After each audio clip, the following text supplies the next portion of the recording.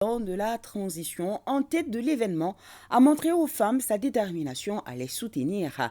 Mieux, le colonel Assimi Goïta promet que le gouvernement va maintenir la dynamique pour mettre à hauteur de souhait la promotion de la femme. Du discours du président de la transition, l'on retient le rôle important des femmes pour la réalisation des réformes politiques, le référendum et les élections. Une journée, en tous les cas, de grande mobilisation pour rappeler les droits des femmes. Sirabatili.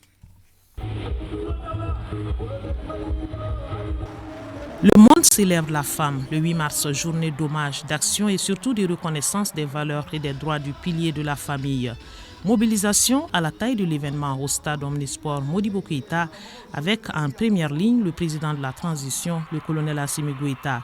Une présence remarquée qui laisse voir un message de soutien et d'engagement d'un chef d'État pour la cause des femmes, égalité et justice.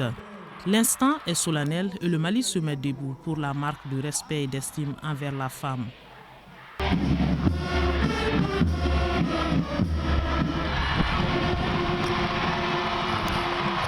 Le président de la transition revoit les troupes et fait le tour du stade pour saluer ces braves dames, toutes corporations confondues.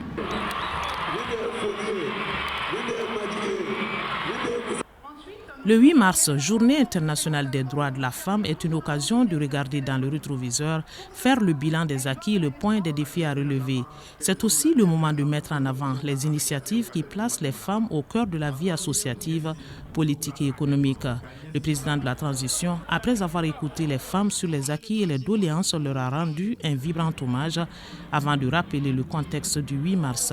La journée symbolise à plus d'un titre le courage et l'engagement des femmes pour la reconnaissance de leurs droits, source de leur émancipation. Les femmes du Mali, à l'instar de celles qui se sont battues pour la consécration de cette journée, ont toujours été au rendez-vous pour la défense de leurs droits. En cette heureuse circonstance, j'exprime ma reconnaissance aux femmes pour leur combat quotidien et leur dévouement constant dans la marche du Mali vers sa pleine souveraineté. La résilience du peuple malien en général et celle des femmes en particulier face aux épreuves socio-économiques et géopolitiques traduit parfaitement leur volonté pour l'avènement d'un Mali meilleur. Des avancées, le Mali en note avec satisfaction en matière de promotion de la femme avec la politique genre ou encore des projets d'autonomisation, même si la loi numéro 052 peine à être mise en œuvre. Et pour le respect des trois principes qui guident désormais le Mali, le chef de l'État compte beaucoup sur les femmes. Le Mali est un pays de tradition et de civilisation qui a toujours œuvré pour la prise en compte des aspirations des femmes. C'est la raison pour laquelle nous travaillons pour la mise en place d'un cadre juridique respectueux de nos valeurs socio-culturelles en rapport avec les engagements régionaux et internationaux auxquels le Mali a souscrit.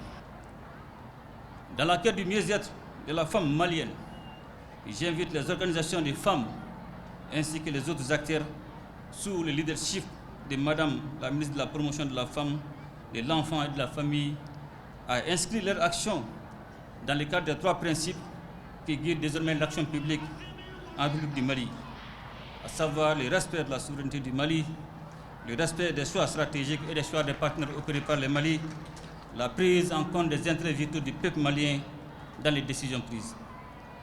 Le respect de ces principes permettra à notre pays de connaître un avenir meilleur. C'est un président bien conscient des difficultés que vivent les femmes au quotidien, autonomisation, alphabétisation et accès à la terre. Le gouvernement s'y attelle, selon le président de la transition, pour mettre à niveau la promotion de la femme au Mali. J'ai conscience des difficultés que vivent les femmes et les filles qui sont, entre autres, les contraintes liées à la crise sécuritaire que connaît notre pays, la scolarisation et le maintien des filles à l'école, l'alphabétisation des femmes et des filles, l'accès des femmes à la terre, au crédit et aux moyens de production.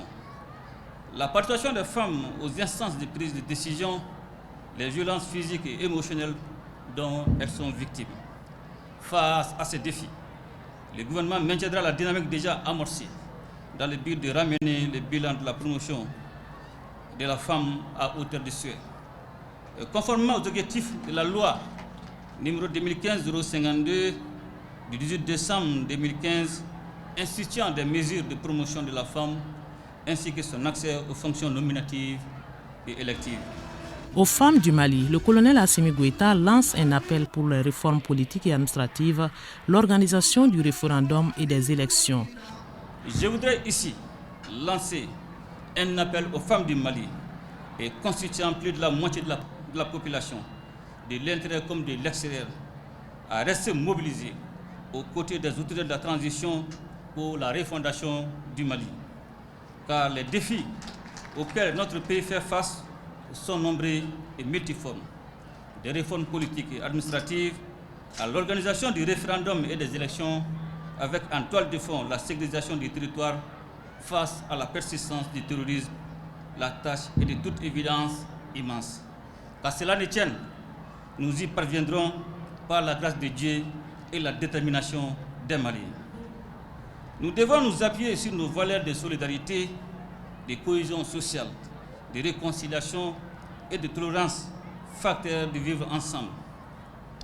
Et en la matière, les femmes ne manquent pas de ressources pour nous y conduire.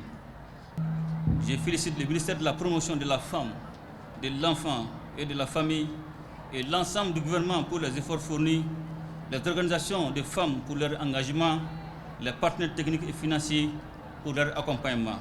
Le public a eu droit à un défilé civil et militaire des femmes montrant leur savoir-faire et leurs compétences dans tous les domaines. Une 29e édition fêtée avec faste au Mali avec des messages d'espoir pour les femmes et pour le Mali. On ne cessera de rappeler que le 8 mars, Journée internationale des droits de la femme, a été officiellement instituée par les Nations Unies en 1977. Le thème national 2023 est « Femmes actrices incontournables debout pour la paix, la sécurité, la cohésion sociale et la réconciliation au Mali ».